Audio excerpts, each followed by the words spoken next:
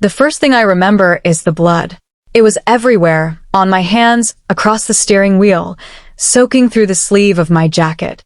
The second thing I remember is a woman leaning over me in the emergency room, her eyes filled with a fear that felt strangely familiar. She pressed a bandage against my forehead and told me to stay awake. I could barely see her through the bright hospital lights, but when she pulled down her surgical mask, my heart stopped for a completely different reason. After 17 years, the girl standing beside my hospital bed was the one person I had spent half my life trying to forget. Her name was Grace Bennett, and once, in high school, she had been my entire world. Before I tell you what happened that night, if you believe people can deserve second chances, if you believe kindness can change someone's life, please take a moment to like this video, share it with someone who needs hope, leave a comment, and subscribe to the channel. Sometimes the smallest act of kindness reaches someone at the exact moment they need it most. My name is Nathan Cole, and at 35, I had convinced myself that the past was something you could simply lock away. I lived in Cleveland, Ohio, worked as a maintenance supervisor for a commercial property company, and spent most of my days fixing things other people had broken. It was honest work, but it wasn't the life I had imagined when I was 18. Back then, I had dreams of becoming an architect, traveling across the country, and maybe someday marrying the girl who sat 2 rows ahead of me in American history class. That girl was Grace. Grace wasn't the loudest or most popular person at Westbrook High, but everyone noticed her. She had a quiet smile, dark brown hair that always seemed slightly messy, and a way of making people feel important when they spoke to her. I fell for her slowly, almost without realizing it. She helped me study before exams, remembered little things I said, and once stayed after school for nearly an hour because she knew I was having a terrible day. I never told her how I felt. Senior year arrived, and life seemed to move faster.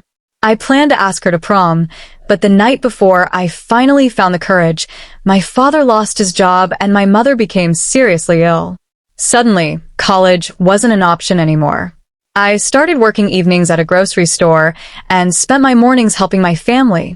Grace tried to reach me several times, but I was embarrassed by the direction my life had taken. Instead of explaining, I disappeared. Graduation came. I never said goodbye. Years passed. I heard through old classmates that Grace had gone to medical school. Eventually, I stopped asking about her. I got married briefly, divorced, and learned how quickly life could take things away from you. By 35, I had become someone who didn't expect much from tomorrow. Then, on a freezing Thursday night in January, everything changed. I was driving home from work during a heavy snowstorm when another vehicle lost control on the highway. I remember seeing headlights spin across the road. I remember slamming on the brakes. Then there was a violent impact, glass exploding around me, and silence. When I opened my eyes, I was inside an ambulance. The doctors at Mercy General Hospital said I was lucky. I had a fractured wrist, several deep cuts, a concussion, and internal bruising, but somehow nothing life-threatening. I remember lying beneath the fluorescent lights in the emergency room, exhausted and confused, while nurses moved around me. Then she walked in. Grace didn't recognize me immediately. Years had changed my face. I had gained weight, lost some hair, and carried the tiredness of adulthood around my eyes. She checked my chart and began examining my injuries. But when she looked at my name, everything changed. Nathan Cole. Her eyes froze. She looked at me again, and for several seconds neither of us moved. Then she pulled down her mask, and I saw the same smile I had remembered for 17 years, only now there were faint lines around her eyes.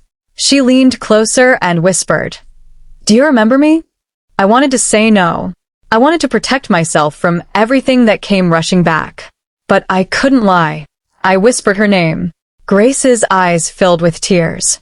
She finished treating me that night, but she didn't leave immediately. After my condition stabilized, she sat beside the bed and told me she had searched for me after graduation. She had called the number she had, but it had been disconnected. She had even asked mutual friends about me, but eventually life carried her forward. Then she told me something I never expected. She had kept the last note I ever gave her. I barely remembered it. During senior year, before everything fell apart at home, I had slipped a small piece of paper into her textbook. On it, I had written that she was the kindest person I had ever met and that I hoped life would always be good to her. She had kept it for 17 years. I couldn't understand why. Grace explained that during her hardest days in medical school, when she was exhausted and ready to quit, she would sometimes read that little note. It reminded her that someone once believed she could make a difference. I started crying, because I had spent years believing I had disappeared from her life without leaving a trace. But somehow, a few handwritten words from a frightened teenage boy had stayed with her. The next morning, Grace visited me again. She brought coffee, even though I wasn't allowed to drink it yet, and laughed when I complained.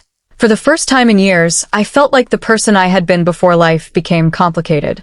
Before I was discharged, I asked her why she had stayed with me so long. She smiled and told me that sometimes people don't meet again by accident. Months later, my life began changing. I returned to work, but I also started taking evening architecture classes at a local community college. Grace encouraged me to finish what I had abandoned years earlier. I wasn't 18 anymore, and I couldn't undo the past, but I could finally stop punishing myself for it.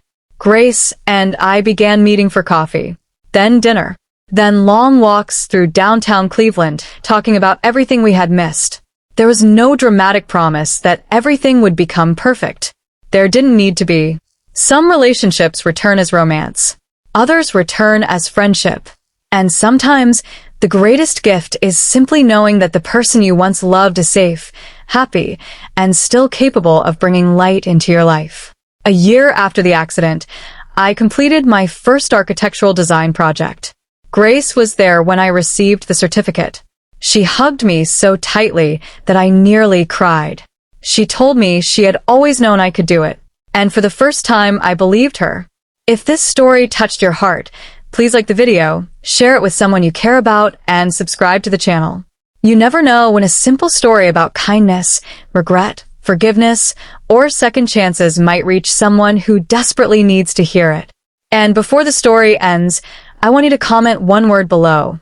Second chance. If you believe some people are meant to find their way back into our lives.